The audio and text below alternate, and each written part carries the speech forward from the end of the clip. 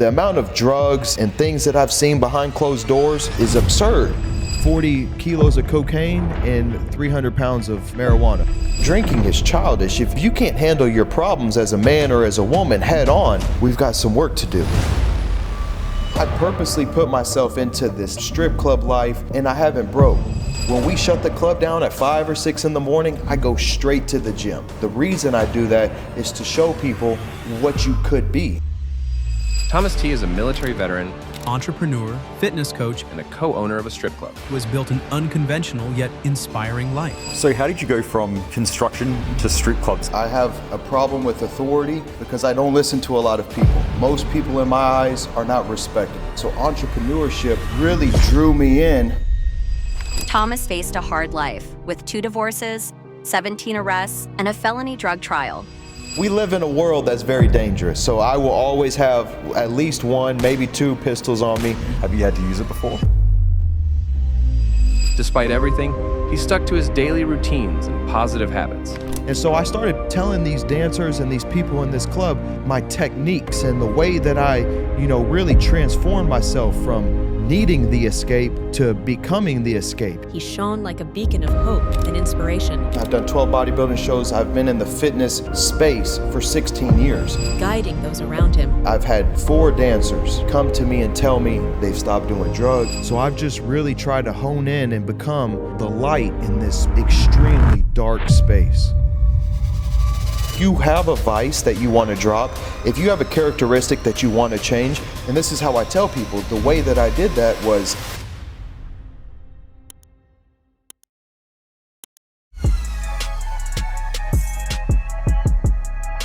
So how did you go from construction to strip clubs? Give us that story. Oh man, let's run it back. Let's run it down. So when I got out of the military, when I was 21 years old, I didn't really want to work for anyone. I have a problem with authority because I don't listen to a lot of people. Most people in my eyes are not respectable. They don't look how I want to look. They don't make the money I want to make, and they don't have the lifestyle I want to have. So entrepreneurship really drew me in because there's like an unlimited cap. You can create whatever you want to create. You just got to put in the elbow grease.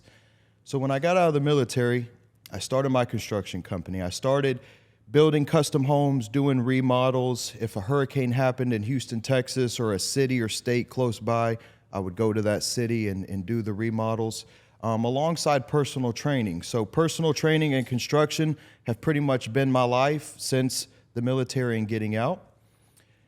I was not able to delegate and scale my construction company as I thought I should be doing. In my eyes, I should have delegation systems in place to where I can ultimately get people to work for me. I found my struggle was I was working in the business so much. So after 4 or 5 years, I was just started scratching my head and I'm like, man, I'm just spinning my wheels. Yes, I'm making a little more money, but my lifestyle, my way of life isn't improving. I'm just working more. I'm just gone more.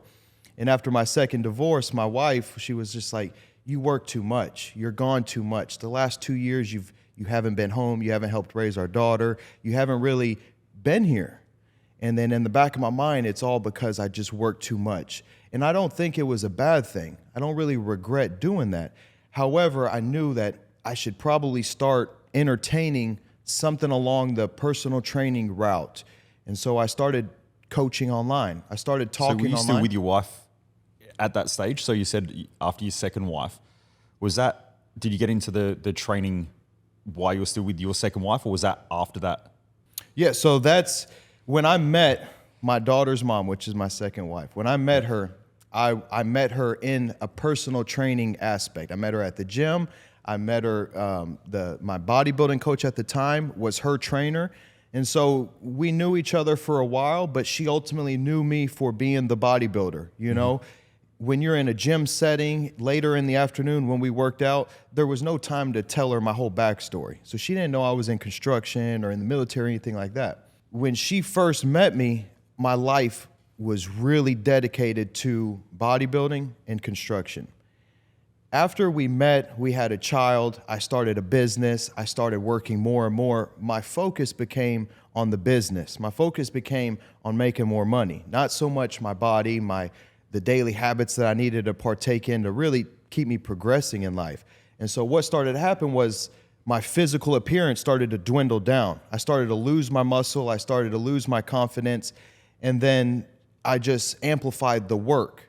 So not only was I gone, but as a man, I was deteriorating. You know, I met her at 230 pounds. When she finally told me it was time, I was 170 pounds. So I lost 60 pounds somewhere in the mix, doing what I thought was right, working more, making more money. She was a stay-at-home wife. Most people wish they could do that, just lose that amount of weight just for no real reason. Yeah, and it, you know, I knew it. And see, this is the power behind the journey, was because my entire life I was an athlete. My entire life I was in shape. I was the best at whatever I did. And then for those 2 years, the first time in my life, I felt what it felt like to not be confident, to not really take your shirt off and be proud of who you were, to not have your beautiful wife that you find flawless not look at you with admiration. Like, that's powerful. It hurts. It stings really bad.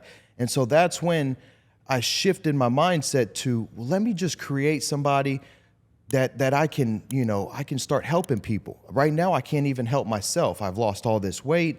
You know, I don't have any confidence. Let me just start creating someone that can do that. So I went on a personal development journey, and I just got serious about myself. I got sober. I quit all extracurricular activities. I created a schedule of when I was going to be home, when I was going to work, this, that, and the third. And then ultimately, inside of that journey of getting sober and doubling down on the personal development, that's when she told me, you know, she was ready for a divorce. And in that moment, I was actually sitting on my kitchen floor with my daughter. We were playing, and I just finished mopping the floor. And something was off that day, and I kept asking her, are you sure nothing's wrong? And long story short, she just told me, you know, you've been gone. For the last 2 years, you've been gone. You haven't helped raise our daughter. I think it's time we go our separate way. And that right there was the time where I was introduced to the man that I had created, that I had constructed, because I didn't break. I didn't run to the drink like I did in my first divorce.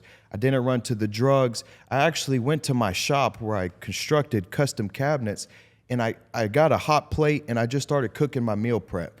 I knew that in this time of adversity, if I could become a better man, it was going to be a win. Like, I couldn't control what she was wanting to do.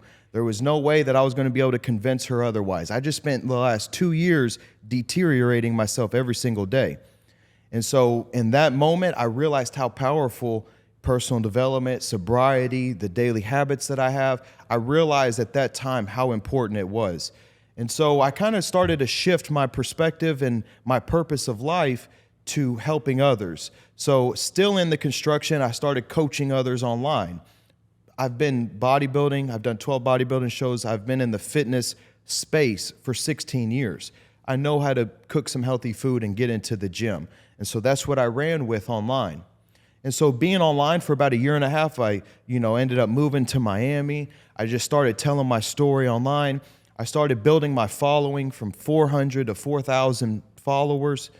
And from there, just being in Miami, I had, the exposure, and I started meeting people. And someone followed me, and he's a bigger name in Miami. He followed me, and then we became friends. A few months later, he texts me, and he says, hey, man, I just bought this building. I think I'm going to make it a nightclub, maybe a strip club, and I have a body shop in there. Come by and check it out. Most people online do not know that I have a large background in construction. If you look at my Instagram, you'd be like, this is a gym guy. This is a personal trainer guy. This guy can't build custom cabinets, And so I go over there and I check out his space, and I'm just looking around. And I remember when I walked over there the first time, we were going up dark staircases, and there's water dripping from the ceiling, and there's homeless people all outside, and the parking lot was just trashed with trash and just junk. And I'm just looking around, and I hear this guy talking, and he's wanting to do all of this himself. He wants it done very quickly, and he wants it done professionally, meaning he wants like this entire place remodeled into a nightclub that's going to take the city by storm. He just wants to just shut everything down. And so I'm sitting there looking, and I'm like, man, this is so much work. And for the last month, up until this scenario, for the last month, I started, looking around. I started looking around in Miami. I started having ideas that maybe I want to do a little construction in Miami. Since a year and a half of being in Miami, I haven't swung a hammer. I haven't entertained any construction job. And so within that exploring of the construction, I started to, have opportunities present themselves. And this was one of them. I tell my people, the universe is going to send clues to you. As long as you're accepting and capitalizing on that clue, you can, progress it forward.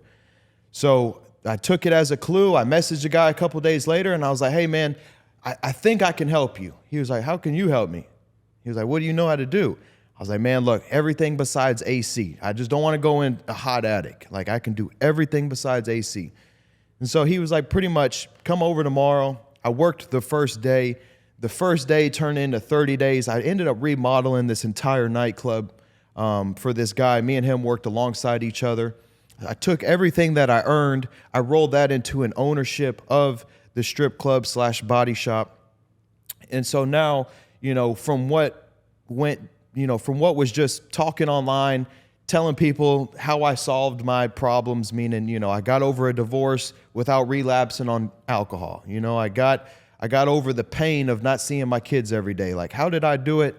Turned into, a brick and mortar partnership in Miami. If you think, nightclub, Miami, body shop, exotic cars, like this is the ultimate dream, and I just kind of live very in the present. I'm very aware that my story's being written every day.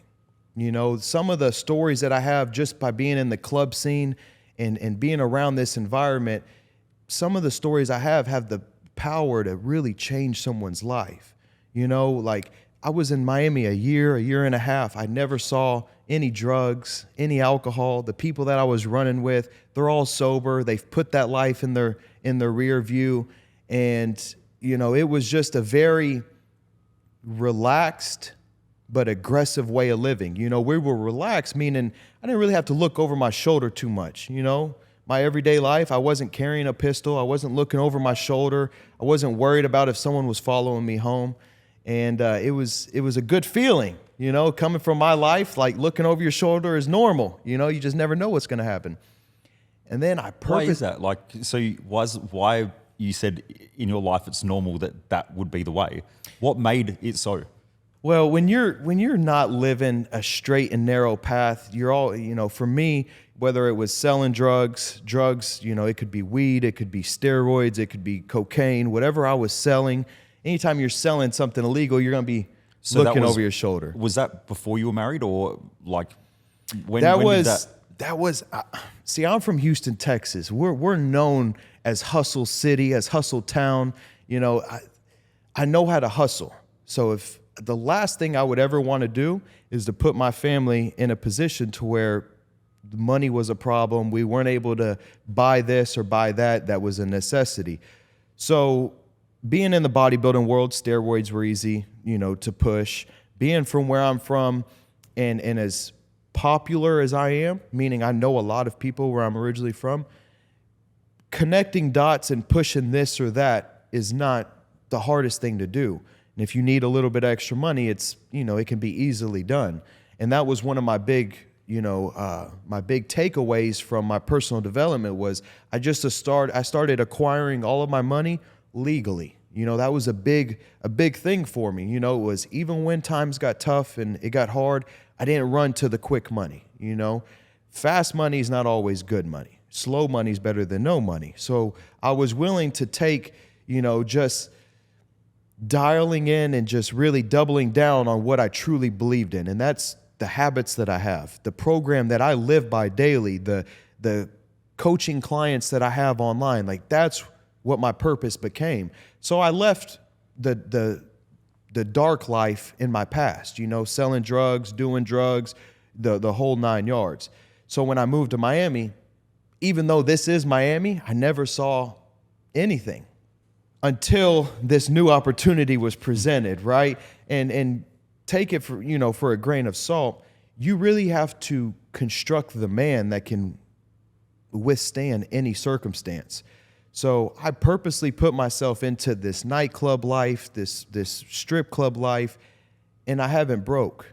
You know, I haven't even thought about touching alcohol or drugs or anything of that sort. You know, I really just want to make it to the gym at 5 a.m. I really just don't want to slip up on my diet.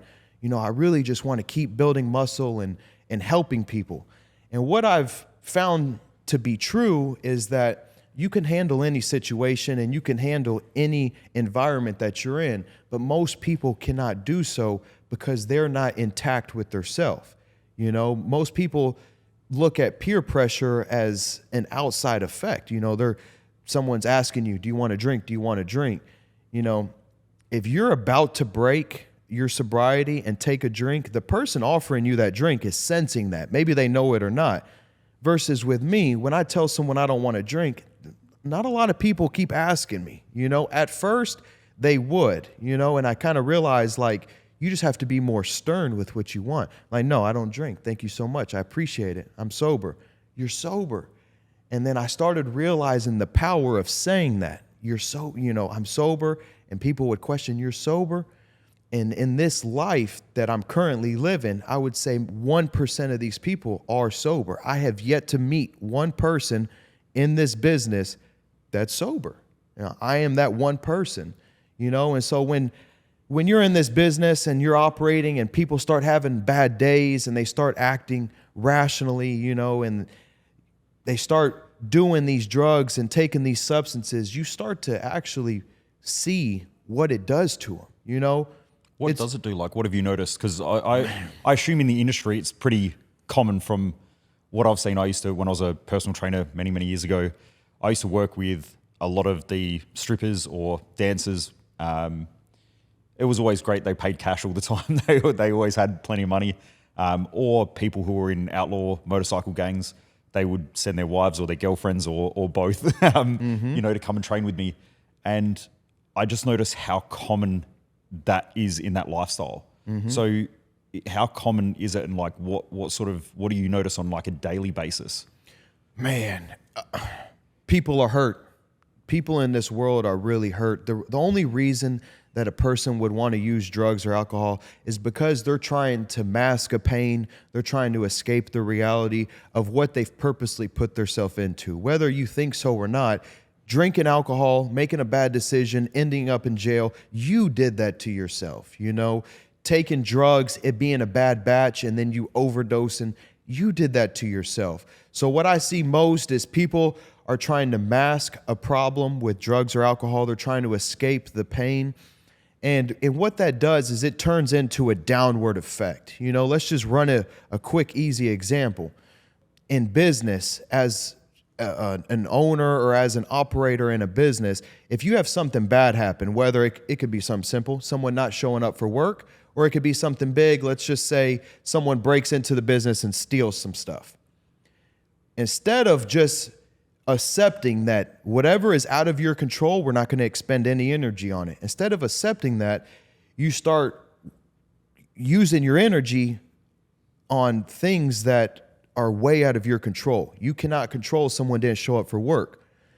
And so when that triggers you and makes you mad, that's when you start using the drugs and alcohol. When you start using drugs and alcohol, then your decision making is completely flawed. And now you're making decisions that are just tearing you up or you know, purposely putting you downhill. And that's the biggest thing. You asked, what's the biggest thing I've seen? That's the biggest overall perspective I've taken away from is I'll watch, you know, a dancer deal with a client and she's just not happy. She's not into it. And instead of just going to the back, you know, and just cooling off, you know, she may do a little bit of 2C or cocaine, or she may go have a couple shots. And then it's nothing about that is beneficial. So what happens is her emotions start taking control of her. She's not able to act, you know, rationally. And then she starts making decisions she regrets. You know, the regret might be doing more drugs. The regret might be going home with someone that, you know, you're really not attracted to or into, or she could put herself into a situation later on that night to be taken advantage of. I mean, every scenario you can think of, I've seen it in this business, and it's the grimiest, it's the darkest, it's the saddest business that there is. You know, I went from personal development, riding in Bugattis, getting a shake after our workout, like 2 or 3 workouts in the gym a day, to now the complete dark side of Miami. And I've always heard that there's 2 sides. There's a positive and then there's the negative of Miami. And I have witnessed both sides. And the biggest problem is, and it's probably the same thing for everyone across the board, it's drugs and alcohol. Ultimately, it's the downward spiral of the decisions that you make. You know, you'll see, and I've seen someone having a bad day. And we've all seen this. When you're having a bad day, you go to the bar, you get a drink. What happens after that drink? That mood is lightened up. You start talking, you're friendly. Even though that there's still a big problem to handle, you know, you just covered it up. You put a Band-Aid on the pain, and now, you know, you're in a good mood. And then a lot of people, when they're in a good mood, they start doing the cocaine. And when they start doing the cocaine, it's just more and more and more. And the cocaine turns to Tusi. And Tusi is one of the most dangerous drugs that I have seen on the streets here in Miami. I don't really know how far it's spread. It's a pink substance, and it's just a roller coaster. It's gonna have you up, and then it's gonna crash you down, and it's gonna bring you up, and it's gonna crash you down. So what is it? Because I've personally never touched drugs. So my dad always said to me, my dad's always built custom cars, and he had friends who were around him who used drugs and stuff like that. And even from a young age, he would say, when you grow up, you can either have nice things or you can have drugs. You got to pick which one you want. And he said, I'd rather spend all my money on my cars. And my mum used to crack the shits because he'd spend all his money on cars. But he said, hey, at least I'm not, using it in other ways. At least I got something to show for it. Whether that was a good decision or not. So I just always put money into cars. Whether that was a good decision or not, I don't know. But I've just never touched it. So I don't really understand that side of it. My best friend, on the other hand, he'd gone to jail for major drug importation and things like that, and we sort of separated over the years, and he's sort of come back into my life. So I don't really understand the world like it's the world that they're in or the world that you've been in. So I find it very fascinating. So I don't understand, like with you said about the pink substance. Is it like a methamphetamine or is it like a? I honestly, I don't know the compounds, but I do know it's multiple drugs. Okay. So just don't take it for exactly what it is, but I do think there's some meth, there's some fentanyl, there's some cocaine, and there might be some Molly or ecstasy. It's a pink drug. You can change the color, but it is in the Miami streets right now heavily.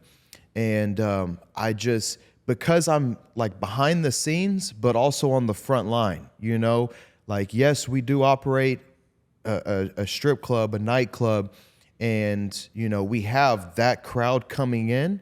But also these dancers, these people that work for us, you know, that's our family. You know, even though that they may partake in these things, I have found that the entire purpose of me being in this scenario might just be that I'm the light in this dark space, you know? And that's, at first I was scratching my head and I was like, man, this is going to destroy my personal brand. This is going to destroy my coaching. How in the world am I going to go from personal development, gym 3 times a day, you know, fitness, mindset, training, to strip club, to drugs, to alcohol, to how am I going to be able to shift that? And it was a problem that I had talking about on my Instagram for several weeks. And then I just started to reflect on the fact that I was sober. I was not going to break. You know, I was proving to myself that I wasn't going to break, just every day being around these things. And it was the outside validation that I was receiving from other people, like, you are special. You know, how can you just be in this environment every single day and not bust? You know, a lot of people tell me, I can't even go to a party without, you know, if I go to the party, I have to do a little line. Or if I go to the party, I have to drink.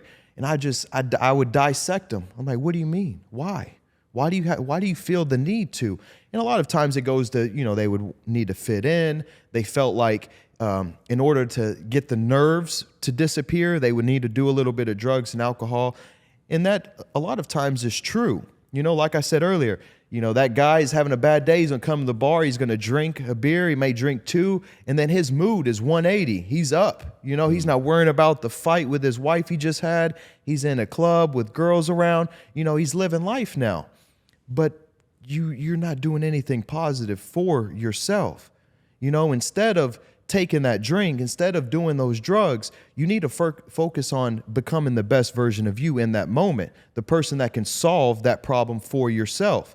And this is how I tell people, the way that I did that was I just went to the gym. If I didn't have a gym readily available, I would do like burpees or push-ups. You know, the purpose of going to the gym or doing a workout for me in a moment of downward energy, you know, something bad just happened. I'm in a bad mood. Someone just pissed me off.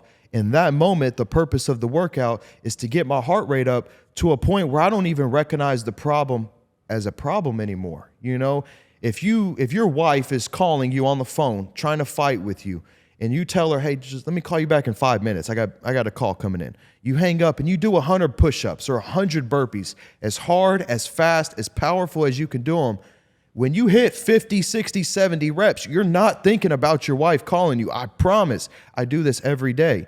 And so I started telling these dancers and these people in this club my techniques and the way that I, you know, really transformed myself from needing the escape to becoming the escape. You know, I was able to actually get myself out of these problems and out of these scenarios simply by my habits.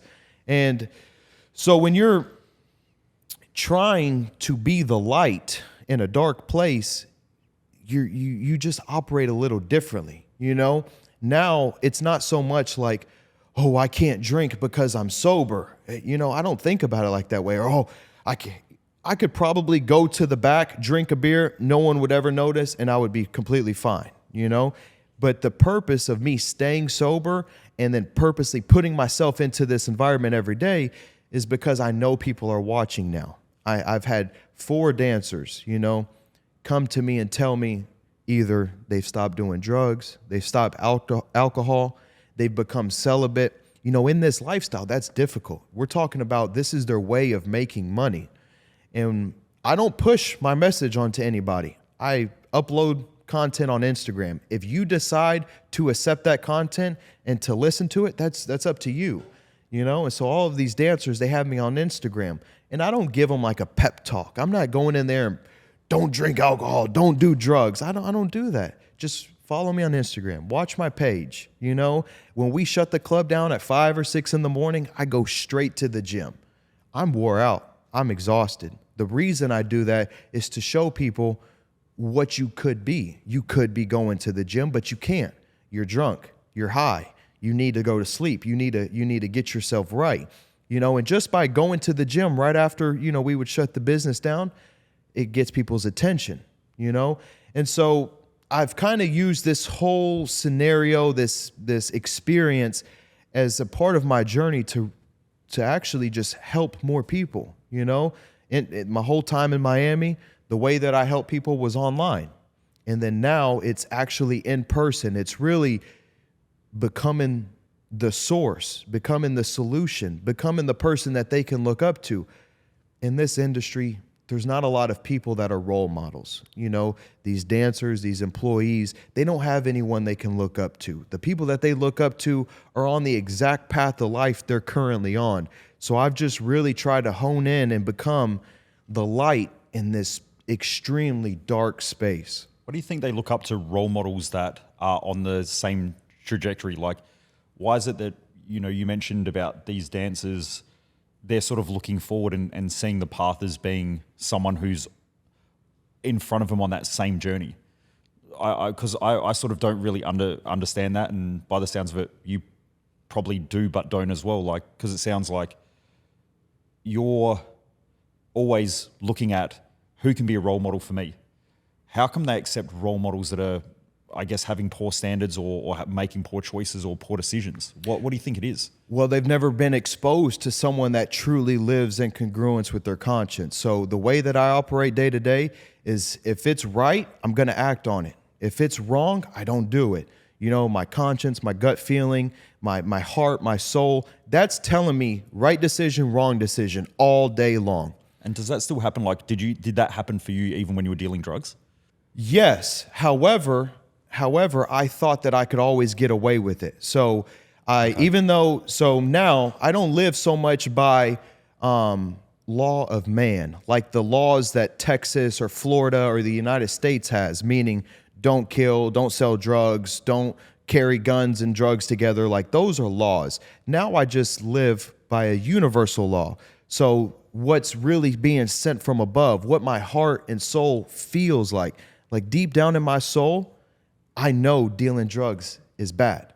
So now I don't deal drugs. You know, deep down in my soul, I know that alcohol causes regret. You know, regret is my guideline. So anything in this world that I've ever regretted, I don't do it anymore. So the way that I'm able to truly be a role model in this lifestyle for these people is because I believe they've never been exposed to someone who lives like I do. You know, in this lifestyle, you'll hear people being, you know, in the club scene for 20, 30 years. This is sometimes, you know, all these girls know. A lot of girls have came to United States for this specific reason. Like, you never really know someone's backstory, but I can tell you that the way that I've able to found acceptance from them is just not breaking my word to myself. You know, if I talk this message of being sober online, and then in person, I'm a completely different cat. You know, I'm a completely different person. I'm drinking a little bit here or there. The message isn't received as thoroughly as never breaking your word to yourself. And that's really the whole purpose of my message. The whole foundation of my Instagram is tell yourself you're going to do these things and then do them. Tell yourself you're going to quit alcohol and then do it. Tell yourself you're going to quit drugs and follow through with it. If you do that, your life will change. That's what happened to me. I did it day by day. How tough is that though for a lot of people? Because I know a lot of people, you know, I've coached tens of thousands of people over the years, and I find it so common that people say, this is what I want. Like, I want to make more money in life. And then you ask them, how are you going to do it? Most of them don't even know how they're going to do it. Then they say, I want to lose weight, but they don't have a game plan, or they don't really know how they're going to do it. And then they don't commit to themselves. And so then they're looking for quick fixes and things like that. How hard is it, and how hard has it been for you to just say, I don't break my word to myself? And what have been the challenges to get to that place? Well, ultimately, I think you can't help anyone until they're ready to help themselves. And for a lot of people, it needs to become life or death. You know, my little life or death situation was when my second wife, I walked in and she was pregnant with our daughter. And I had just I just went to our Mexican restaurant right by the house. It was our normal spot. I would call and get, 2 fajitas for 2. I'd bring it home. And while I was waiting for the food to come out, I would drink a margarita. This one margarita, this one drink a day, it wouldn't get me drunk. I wasn't driving erratically. I wasn't yelling and fighting with my wife. It was just one drink. And I remember, when a woman's pregnant, her senses are amplified. And so when I walked in, I remember I wasn't even all the way in the bedroom. And maybe she knew I just drank margaritas while I was waiting for the food, or maybe she could really smell it. But she looked at me and she asked me, can you go a day without drinking alcohol? And for me, that was like kind of absurd. I'm just like, what? Like, what do you mean? We're living in this beautiful house. We have bills are paid, everything's great. What do you mean? And that was kind of my life or death scenario to really change and never go back. Because at that moment, I realized by her tone, by the way she talked and spoke and looked at me, that my time was running out with her. It was at that time where the next day I woke up and I was just like, we're not going to drink today. That turned into another day of, hey, you know what? We're just not going to drink today. So I just started compounding these days, day after day, and I took it one day at a time. And I didn't say a whole bunch of crazy stuff. Like, it was simple. We're just not going to drink today, and I just ran it in day after day. And it just never, it became a point where it just fell off. And that's ultimately how I tell people, if you have a vice that you want to drop, if you have a characteristic that you want to change, just commit to one day. A lot of times you'll hear somebody say, oh, you can't change. You can't change that fast. Oh, yeah, you can. A man can change like that. But see, instillment takes time. You really need to instill the habits that it takes to maintain sobriety or to maintain muscle. You know, if a guy is a muscular guy, he's instilled the habits that it takes to maintain that, you know? So I tell people on my program, change can happen immediately. Instillment takes time. And so what I did was I just vouched to myself, look, we're just going to be better tomorrow. We're just going to be better today and tomorrow, and we're just going to keep progressing. And that's how I tell anyone that's struggling with a substance or with, you know, a relationship is change can happen immediately. Just start right now. Just tell yourself you're not going to drink anymore or do drugs anymore. It's probably going to suck a little bit. It's probably going to be painful, but look, it is what it is. Do you really want to change? And that's the point where they really have to want to change. Because if you're trying to convince someone and you're trying to persuade them into dropping their vices and to becoming a different person, it's never going to stick. You know, even on my Instagram, I don't like sell people on this. I'm not, you know, trying to persuade people to get on my team. They come to me and they tell me, look, I'm ready to change and let's do it, you know? And so in this lifestyle, when I see people that are struggling and they're really down and out, I just start telling my story more. I start telling them what I did and how I fixed these problems for myself, you know, and a lot of times that may cause tears, you know, or resentment on the other side. You know, they start having resentful feelings about the things that they're partaking in. But what I really want to trigger is the regret, because I know when I've regretted things, that's the easiest way to comprehend that I need to change it. You know, so the shame and the regret at the end of the day, you know, whether it's drugs, alcohol, you know, gambling, casinos, whatever it is that you regret, you use that as your guideline and then you solve those problems. You cut them off. I regretted drinking alcohol, not because so much that my wife asked me if I couldn't go a day without drinking, but, you know, the multiple DUIs that I have, the drinking, but having pistols on me. So then the charges are amplified, you know, the getting in fights because alcohol was clouding my purpose of life, my vision, you know, the way that I operate each day. And so alcohol for me became life or death, because now not only is my wife questioning whether I was, you know, capable of withstanding day to day without being intoxicated, but I started looking back, and every trouble that I had in life was stemmed from alcohol. We're talking about early in high school this started, you know? I was 13, 14 years old in high school, drinking and driving, parties every weekend, drinking and driving, and no one was taking my keys. And so I just ultimately wanted to become somebody that I respected, because I started getting older.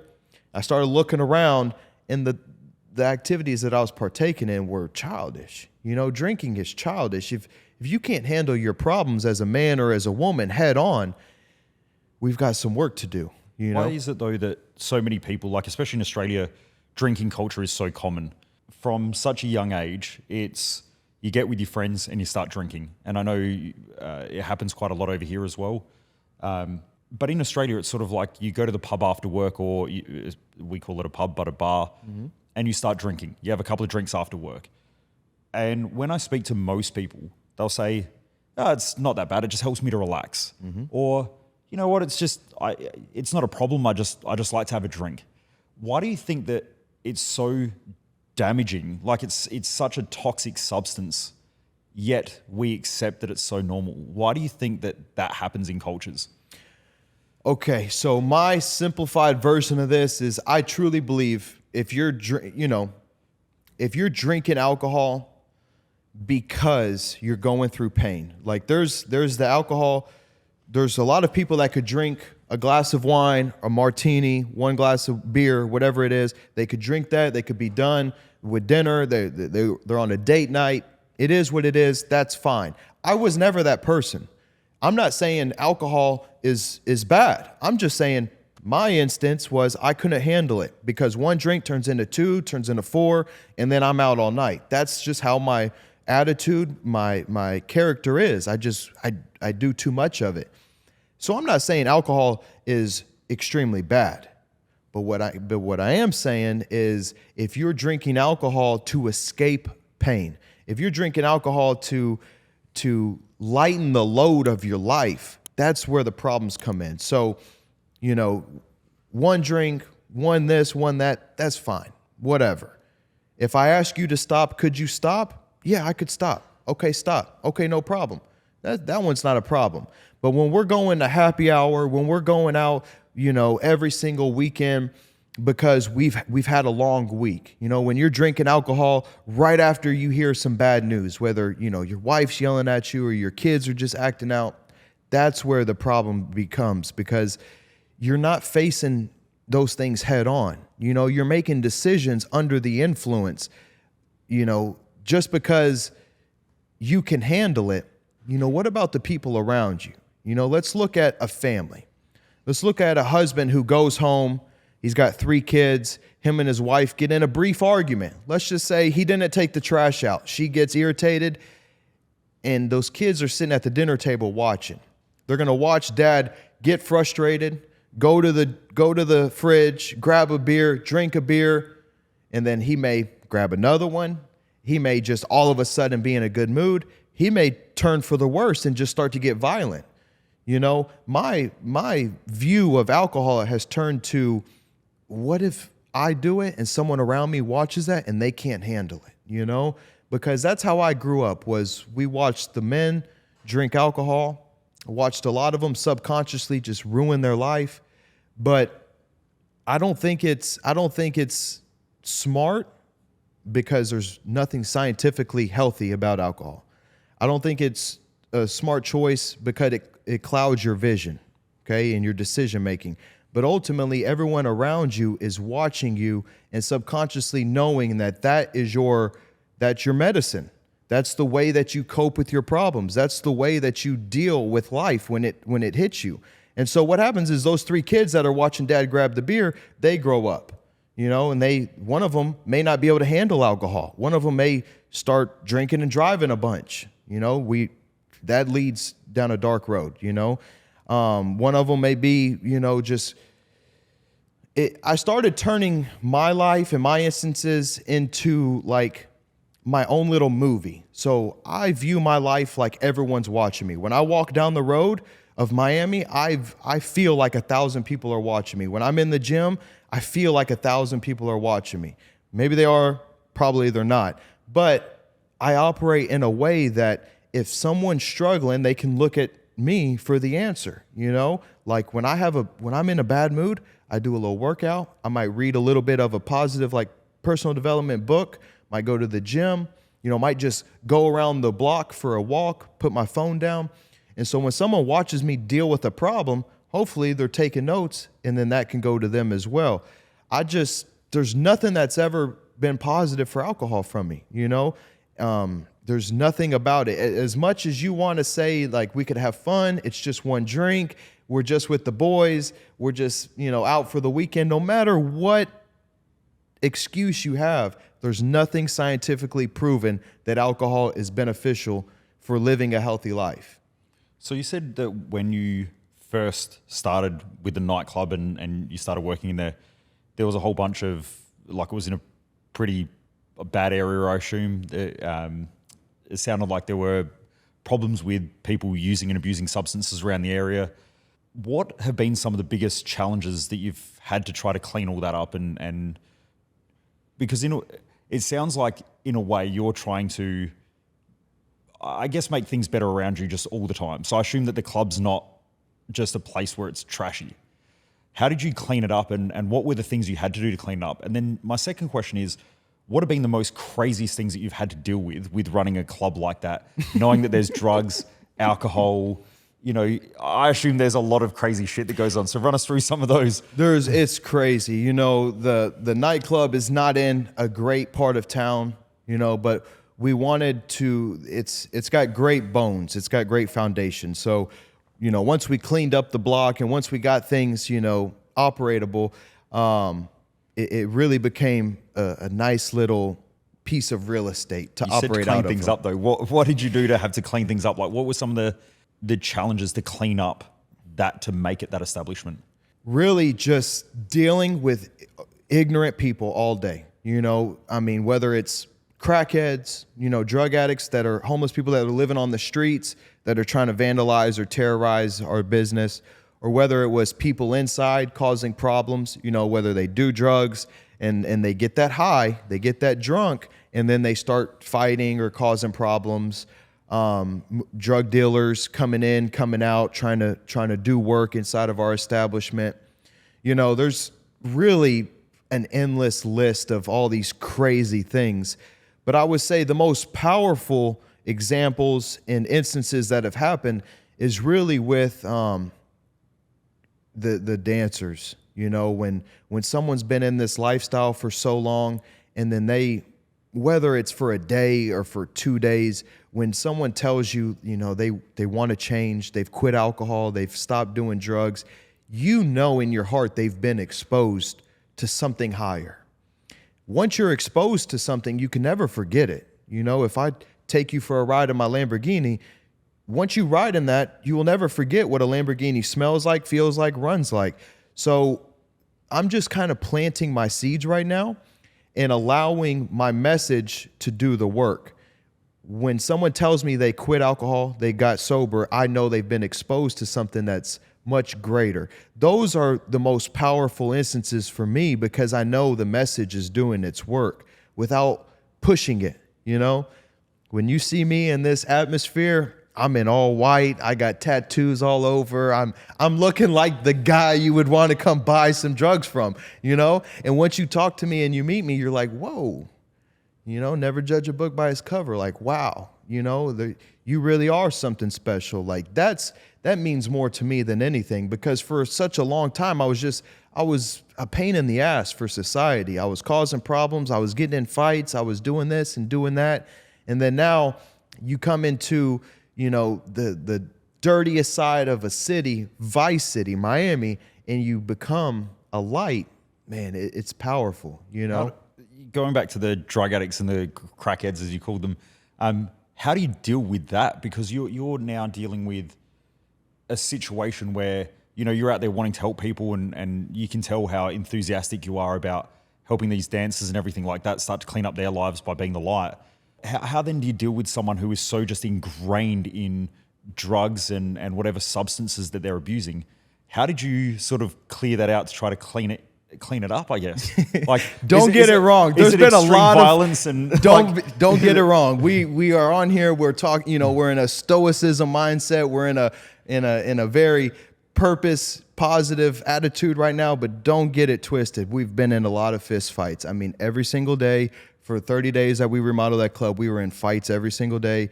You know, the homeless people are a nuisance in this area. They're cracked, they're fentanyled, they're cocained out of their mind.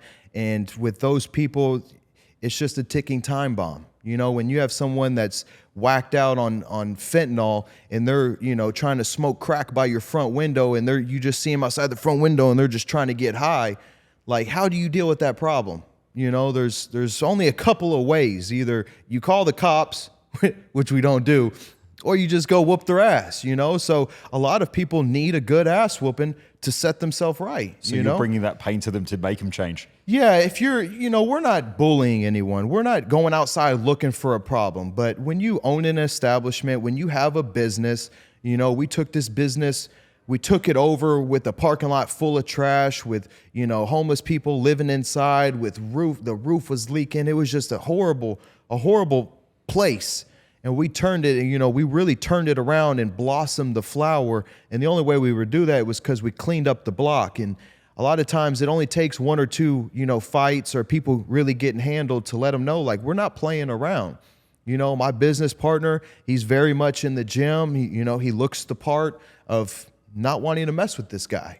And so for the people outside lingering and trespassing or breaking in or whatever it may be, you know, you have to be able to be both sides of the spectrum. You know, I am very much a positive person. I want to do nothing but help you. But if you push me into this other side of me, this aggressive, the violent, the angry person, I will handle business, you know?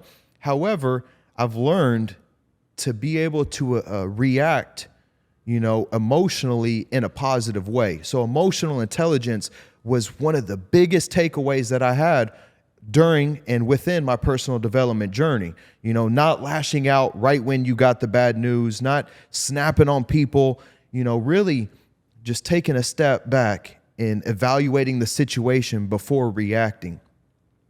So with that being said, there's not a single fight that I've been in recently or a person that I've had to put my hands on that I regret, that I'm just like, oh, that was a little old lady. I regret doing that. Or, I really feel bad. Everyone that got handled business, that I don't feel bad for them. We gave them plenty of chances, this, that, and the third. But that's how we handle the problems on the outside. Sometimes you got to get violent, But on the inside, I've had a couple people overdose, inside the club. And when you're sitting there and you're holding someone in your arms and, they're just out of it and they really have there's no way they can control themselves. When you're overdosing, you're a dead body. You're just laying there. One instance, I was just holding her and you could see the substance on the bottom of her nose, and it just it's eye opener of, fuck, people need help. Like this girl didn't know what she was doing. She thought it was a different substance and took something that wasn't. And here she is, like she's about to go, And there's just been a lot of instances where like a person in my position, like you have to stand strong. You have to show them and that night when that was happening, I was holding her and cleaning her up and taking a baby wipe and wiping her face and the sweat rolling down, and just praying that she didn't die in my arms right there, And that moment, that workout at 5 a.m. that's coming up in a couple hours, that's the most important workout you're going to do in your life. That turkey and rice that you're going to warm up and take the top off and walk around the club and let everyone see that you've got meal prep, you're eating healthy. Like that meal is going to be the most important meal of the night, And it just goes back to, I have to show them what it takes. A lot of people talk. Very few actually do. I have to show them that I'm going to the gym at 5 a.m. right when we close. I have to, and I always wear the same shirt. If it's not a button down, I'll wear the same shirt I wore that night working to the gym. So they know, like, this is real. I just changed my pants. I have to show them that you have to eat healthy. The food is going to be your energy source. I show them that I'm going to drink Diet Coke or Red Bull, And so really when it's getting dark, you just have to double down on what is right. Whatever your heart may feel. I don't tell people what's right or wrong. I just tell people that workout, that healthy food, that positive aspect of life, like that's what works for me. Maybe it'll work for you. Does that ever scare you as a dad with a daughter? Is that correct? I have a son and a daughter. Does that scare you, witnessing things like that of people overdosing or, having drug addicts and things like that around? Does that ever cause any sort of fear or worry within yourself as well of like, I could be in a real threat here, which could cause problems with the family, or that, how do I pass these messages on to my children as well to make sure that they're the best that they can be as well and they don't end up going down any of these paths? How do you sort of mentally deal with all that, seeing such a diverse range of society?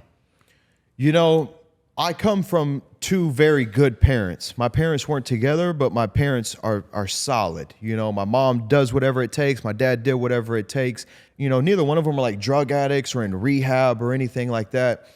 And the path of life that I chose was determined about what I found to be cool and who I surrounded myself with. So I always loved the gangster movies. I loved selling drugs or running from the cops or, just being on Overwatch, just watching the hood, waiting for something to happen, standing on the corner, being at the trap house, like all that just really was interesting to me.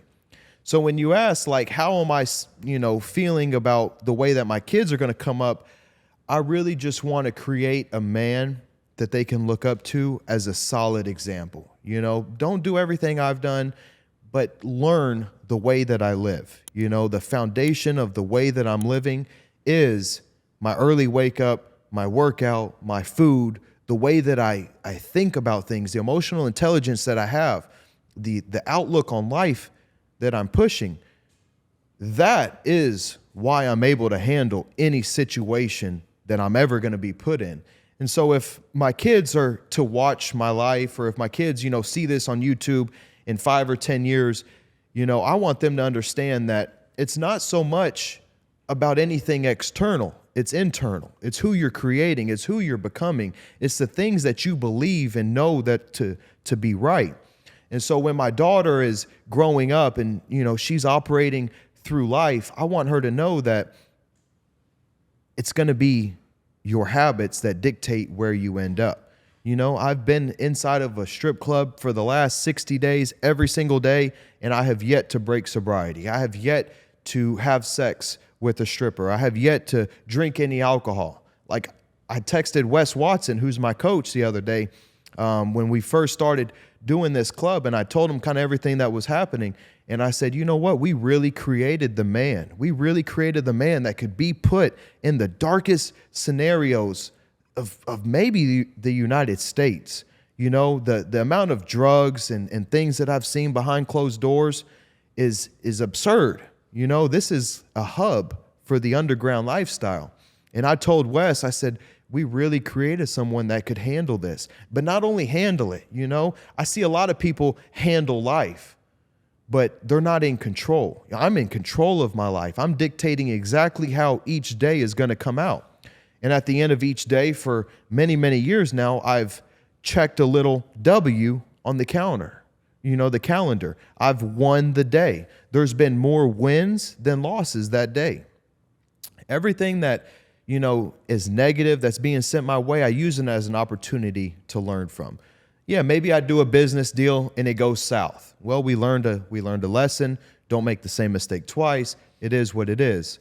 So now it's just, when my kids are watching, I don't really have any fear of my day-to-day life. But for anyone that's watching me as an influence, the only reason I'm able to do this is because I have a solid foundation of habits that I partake in, that I refuse to negotiate with. I will not miss the gym. I will not just trash my body with shit food. And that's the foundation of it. Most people cannot handle my lifestyle, the way that I live and operate, because they can't handle keeping their word to themselves. So when I tell myself we're going to stay sober, that's exactly what it's going to be. Most people cannot do that because they're going to break the first chance that is presented. You mentioned then about not being afraid or not having fear. Yesterday when I met you, we just met in a car park because of your big truck. And we're having a chat, and the guns came up straight away, and you said, I'm strapped. And I found that really, really interesting. Then we got into your story and all that sort of stuff. I found it fascinating. Do you ever have the fear of that something bad's going to happen being in that environment or being around guns or any of that sort of stuff? Or do you feel like you're completely safe and you've got everything under control? Like, how do you deal with that? Because I assume, and this is my assumption, that if there's drugs around, and you mentioned drug dealers coming in, they're not there to fuck around. They're going to want to know that they're taking care of business and you're taking care of business. There's going to be a clash there somewhere. How do you deal with that mentally, emotionally, and then also how do you feel confident going into work every day and knowing that you're not going to be taken out or? Oh, see, you don't know. You don't know. You just, if someone came in here right now and took my life, I could honestly say that I'm proud of myself. Whenever my legacy or my life would be dissected after I pass away, I think my children and anyone that I've encountered with could say that I went out on top. I was just steadily increasing my lifestyle, my way of living each day. We live in a world that's very dangerous. So I will always have at least one, maybe two pistols on me at all times. Okay. Whether it's in my backpack, I keep one on my hip at all times. And that's not so much that I'm looking for trouble, but you can't be oblivious to the lifestyle that you're in. I drive a very noticeable vehicle. I am very noticeable with the tattoos and the markings that I have. If someone wants a problem, I'm not hard to find. Even though I'm in this lifestyle, I still put my entire life on Instagram. So you can't walk around and think everything's just A-okay. We're dealing with the underground lifestyle, and some people will come and try to take what's theirs, and that's okay. We'll deal with it when it comes. Like I said, I'm not a bully, and I'm not out looking for a fight. The 98% reason why I carry a firearm on me is just because of the unknown. Like, we have mass shootings happening, we have drive-bys happening, I see crazy things happening throughout the day. It's more or less just to be ready. You know, you never know what's to come. I'm not carrying a firearm looking for a problem or antagonizing, you know, a situation because I have a firearm on me. It's more or less just in case. Have you had to use it before? On someone?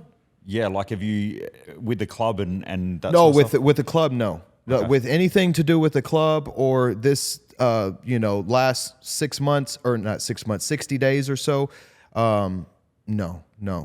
Now, yeah, I mean, some people, you know, I'll just say no. Yeah, Okay, yeah. No.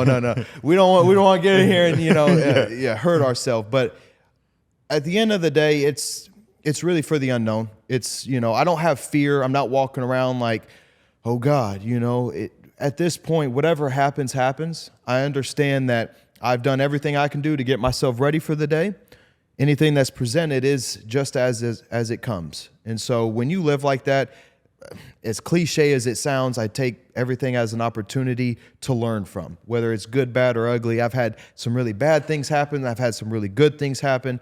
And I just take everything with the neutral mindset of it's happening for a reason. You know, everything happens for a reason. Let's just get this workout in. It's that simple. Let's just eat this food. It's that simple. Has anyone used a weapon on you at the club or around the club or anything like that? They've tried, but see, what you run into is in that lifestyle, these people are probably not sober, you know? So let's just say I have no idea how to fight. You know, let's just say I've never been in a street fight. If I'm sober and you're drunk, I have the upper hand. So when people, you know, if someone were to, you know, draw a firearm on me or whatever it may be, I'm going to be a lot more likely to overcome that situation in my favor, you know? So, you know, you have little wannabe gangsters, people that pull up and they're real flashy. They want to show you what they got, or, you know, sometimes they may even break out or whatever. But, this goes back to being able to handle both sides. You know, I'm naturally a very aggressive, angry, mean, violent person. That's who I am naturally. But I've also got this real stoicism, purpose, positive driven attitude about me. So when people see this, they try to take advantage, and then this comes out and it's often dealt with. So the 2 times that guns were drawn, you know, we were able to make it out of the situation without anything catastrophic. You know, How do you handle that situation? So someone pulls a gun. What do you then do? Do you sit down and have a chat? Do you like, how do you deal with that situation? You take their firearm and you whoop their ass in a way to where they're not just pulling their gun out for fun, you know? So they're pulling it out to sort of intimidate, and you knew it and you just dealt with that situation, or were they intending to use it? If you pull a firearm out, you have to, and this is what, I was in the infantry, in the military. So when we draw our firearm, we are going to use it. You know, I've never drew my firearm in hopes to scare someone or to just show it. You know, if I point my firearm at you, I am 100% willing to take your life. And that's how it should be, you know, right or wrong. That's how I feel about it. And so both scenarios were not so much, they were ready to take my life. Both of them were in a way to threaten myself or whoever was around. And so in that manner, it's, you know, you handle each situation as its own, but, you know, you take the firearm, you make sure that he is disabled, and then you teach him a lesson that if you draw your firearm, you should have killed me. You know, you put that proposition on him of it would have just been better to pull the trigger and kill me. And for a lot of people, and the big problem in America now is everyone just pulls a pistol quick. You know, they're just pulling it out quick. And when you have your cards dealt to you in a way that teaches you a lesson of don't just pull your gun out and point it at people, you know, they learn their lesson. So it's very low level. It's not something that just needs to be blown out of the water. But long story short, you just take their firearm and make it to where they can't oppose a threat anymore. Do they ever come back to try and deal with that situation again, or is it? Yeah. I They mean, do. revenge is big. You know, we sometimes we have to get somebody out of the club. We have to remove them from the premises or whatever it may be. There's very much nights where, you know, we've just stayed awake and waiting for that car or that truck to hit the block, you know, come back and do what they need to do, you know. When you and say do what they need to do, like spray the club with bullets or like... that could be whatever they feel like is necessary for whatever reasoning is they may come back, you know, whether it be a drug deal gone bad, whether it be they didn't like how our security removed them from the property, they could have not liked me or how I handled my business, however they feel is necessary. You can never like downplay those instances. Like, it's very real. You could very well, you know, have a drive-by happen or have somebody, you know, get a weapon into our club. You know, security is very important at our establishment, and we make sure we do everything possible, but you just never know. That's crazy. Coming from Australia where we don't really have guns. I mean, we have guns, but they're very strict for purposeful reasons and things like that. I just find it really fascinating, hence why I'm asking these questions. Everyone, we're in Florida, in the United States, everybody's got firearms. You know, some people aren't supposed to have them, some people are. It is what it is. But in this day and age, I like to carry a firearm on me just because you never know. You know, I would hate to be in a situation where I have the skills, the mindset, and the capability to, you know, either disarm a threat or save someone's life. You know, you never know what's going to happen, and I just want to make sure that I'm ready. You know, and again, that goes on just capitalizing on who I am as a person. You know, I was trained by the U.S. government to put bullets in people to protect our freedom. At the end of the day, I'm capable of disarming subjects. Yeah. What's the most amount of drugs you've ever come across with dealing in that environment? Like, what's the craziest shit that you've seen? So the craziest amount, because we're operating a business, you don't see a lot of crazy like amounts like inside of our doors. You know, we're not like selling things out of the back room, but people you meet and then situations occur once you meet these kind of people. So not even anything to do with our establishment or anything like that. It was actually just in like an underground meet, just something I just so happened to be at. You know, it was like 40 kilos of cocaine and 300 pounds of marijuana, weed. You know, and that was just all sitting right there. It has nothing to do with the strip club or anything, but one of my buddies, he got himself into some shit, you know, about a year ago, and that's what it ended up being. You know, in those situations, for me, you just try to get out of there as fast as possible. Like, if you did not mean to be in that room, like, just get out, because if you have eyes on it, you've now become a liability. You know, if you've seen that, you should just go. That's insane. It's crazy, you know, but at the end of the day, this is real life. This is, you know, it is what it is. But we're always going to revert back to, if you don't really create the person that can handle any situation, the situation's going to handle you. And the reason why I've made it out of certain places or overcame certain scenarios is just because I'm not going to be bullied. I'm not going to be pushed over, and I'm not going to be compromised. You know, I'm not going to compromise my word to myself. That's amazing. So it really, you know, in the final, I guess, statement or the final words, it really just comes down to the habits and the character that you're consistently working on day after day after day. No matter what. I've been in the military. I've done multiple jail visits. I've been married, divorced. I've been a business owner. I've done it all. And every scenario that I've been put in life was directly related to the habits that I was currently partaking in daily. And I'll tell you, I have more fulfillment each day, even in these nasty environments, even in, you know, this city that's away from my kids and my family. Even in this time, I have more fulfillment because of my habits are in a line with who I really want to be. I want to be someone that helps people, you know, that's respected amongst his community, that makes enough money to provide for others. Like, I want to be this kind of person. And so when you're really taking steps directly towards who you want to be each day, no back steps, you know, that's where the fulfillment comes. And what's the final question that I have is, what's the thing that you're most proud of in life? My 2 children is what I'm most proud of, and the relationships that I have with my children's mothers, because I'm doing good things in this world, but I wouldn't be able to do any of this if it weren't for the mothers of my children.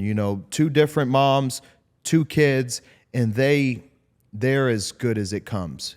So as I'm more proud to be my children's dads and be connected to these 2 women, because they're, you're in Miami and you see what's possible with women. And then I look at my children's mothers, and I'm just so blessed. I'm so proud to be their dad because of their moms. They're just amazing.